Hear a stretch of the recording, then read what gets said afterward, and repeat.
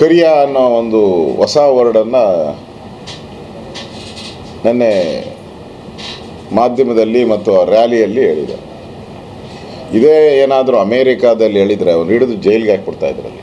ಅಲ್ಲಿ ಕರಿಯ ಅನ್ನೋ ಪದ ಉಪಯೋಗ ಮಾಡಿದ್ರೆ ಇಲ್ಲಿ SC ST ಹೆಂಗೆ ಏನಾದರೂ ಅವೇಳನ ಮಾಡಿದ್ರೆ ಯಾವ ರೀತಿ ಅಟ್ರಾಸಿಟಿ ಕೇಸ್ ಆಗುತ್ತೋ ಅಲ್ಲೂ ಹಂಗೆ ಅಟ್ರಾಸಿಟಿ ಕೇಸ್.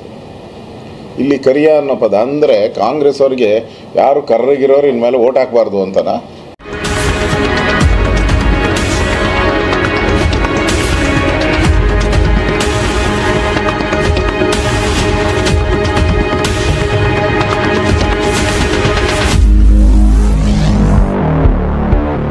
ರಾಜ್ಯದಲ್ಲಿ ಏನು 3 ಬೈ ಎಲೆಕ್ಷನ್ ನಡೀತಾ ಇದೆ. ಕಾಂಗ್ರೆಸ್ ಅವರು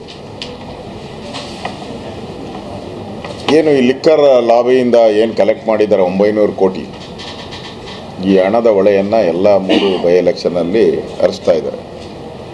ಸ್ವತಃ ಜಮೀರ್ ಅಹಮದ್ ನಿನ್ನೆ ಚನ್ನಪಟ್ಟಣದಲ್ಲಿ ಓಪನ್ನಲ್ಲಿ ದುಡ್ಡು ಹಂಚ್ತಾ ಇರೋವಂಥದ್ದು ಮಾಧ್ಯಮದಲ್ಲೂ ಬಂದಿದೆ. ಈಗಾಗಲೇ ಅವ್ರ ಮೇಲೆ ಕಂಪ್ಲೇಂಟು ಆಗಿದೆ. ಮತ್ತು ಬೇಕಾಬಿಟ್ಟಿ ಮಾತಾಡೋರು, ಈ ಸರ್ಕಾರದಲ್ಲಿ ಬೇಕಾಬಿಟ್ಟಿ ಮಾತಾಡೋಕ್ಕೆ ಈ ಸಿದ್ದರಾಮಯ್ಯನವರು ಈ ಅಣ್ತಮ್ಮ ಅಂತ ಅಂತಾರಲ್ಲ, ಈ ಅಣ್ತಮ್ಮ ಪಿಕ್ಚರ್ ಬಂದಿತ್ತು ಹಂಗೆ ಸಿದ್ದರಾಮಯ್ಯ ಇವರು ಜಮೀರ್ ಅಹಮದ್ ಅಣ್ತಮ್ಮ ಇದ್ದಂಗೆ. ಇವತ್ತು ಕರಿಯ ಅನ್ನೋ ಒಂದು ಹೊಸ ವರ್ಡನ್ನು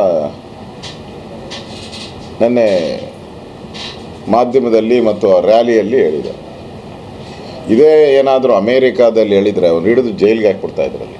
ಅಲ್ಲಿ ಕರಿಯ ಅನ್ನೋ ಪದ ಉಪಯೋಗ ಮಾಡಿದ್ರೆ ಇಲ್ಲಿ SC ST ಹೆಂಗೆ ಏನಾದರೂ ಅವೇಳನ ಮಾಡಿದ್ರೆ ಯಾವ ರೀತಿ ಅಟ್ರಾಸಿಟಿ ಕೇಸ್ ಆಗುತ್ತೋ ಅಲ್ಲೂ ಹಂಗೆ ಅಟ್ರಾಸಿಟಿ ಕೇಸ್.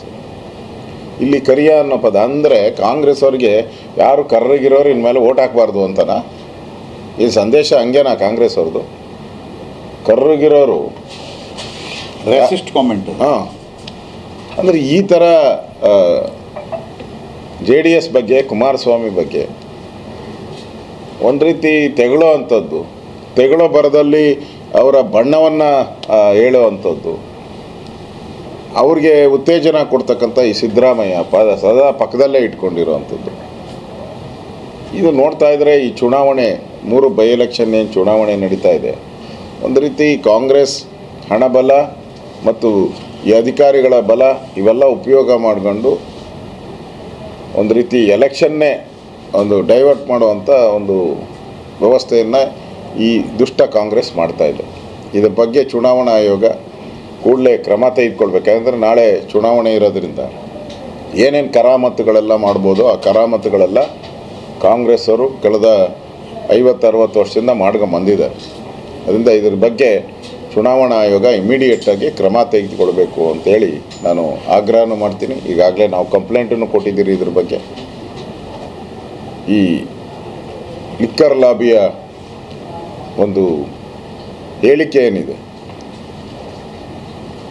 ಈಗಾಗಲೇ ಪ್ರಹ್ಲಾದ್ ಜೋಶಿ ಅವರು ಹೇಳಿದ್ದಾರೆ, ಪ್ರಧಾನಮಂತ್ರಿಗಳನ್ನ ನೀವು ಮಾತಾಡೋಕ್ಕೆ ಮುಂಚೆ ನಿಮ್ಮ ಮನೇಲಿ ಏನು ಬಿದ್ದಿದೆ ಹೆಗ್ಗಣ ಅದನ್ನು ನೋಡಿ ಫಸ್ಟು. ಇಲ್ಲಿ ಸ್ವತಃ ಕಂಪ್ಲೇಂಟ್ ಬಂದಿದೆ, ರಾಜಭವನಕ್ಕೆ ಹೋಗಿದೆ, ರಾಜಭವನ ಅದನ್ನು ಕಂಪ್ಲೇಂಟನ್ನು ಸ್ವೀಕಾರ ಮಾಡಿರೋದು ಬಂದಿದೆ. ಇಷ್ಟಿದ್ರೂ ಕೂಡ ಸಾಕ್ಷಿ ಗುಡ್ಡೆ ಕೇಳ್ತಾರೆ DK ಶಿವಕುಮಾರ್. ಅದೇನೋ ಚಟ ಅವ್ರಿಗೆ 20 ವರ್ಷದಿಂದ ನೋಡ್ತಾ ಇದ್ದು ಮಾತ್ರ ಸಾಕ್ಷಿ ಗುಡ್ಡೆ ಸಾಕ್ಷಿ ಕೊಟ್ಟಿದ್ದಾರಲ್ಲ. ಈಗ ರಾಜಭವನಕ್ಕೆ ಕಂಪ್ಲೇಂಟ್ ಹೋಗಿದೆ, ಪ್ರೆಸ್ ಮೀಟ್ ಮಾಡಿದ್ದಾರೆ, ಹೌದು ನಿಜ ಅಂತ ಸರ್ಟಿಫೈ ಮಾಡಿದ್ದಾರೆ. ಮತ್ತು ಅಡಿಷ್ನಲ್ ಚೀಫ್ ಸೆಕ್ರೆಟರಿ ಅವರು ಫೈನಾನ್ಸ್ ಸೆಕ್ರೆಟರಿನೂ ಅವರು ಮೀಟಿಂಗ್ ಮಾಡಿದ್ದಾರೆ. ಯಾಕಪ್ಪ ಹಿಂಗೆ ಹೇಳಿದ್ದೀರಾ, ಏನು ನಿಮ್ಮ ಅಹವಾಲು ಅಂತ ಕೇಳಿದ್ದಾರೆ. ಇದೆಲ್ಲ ಏನು ಬೋಗಸ್ ಇದು?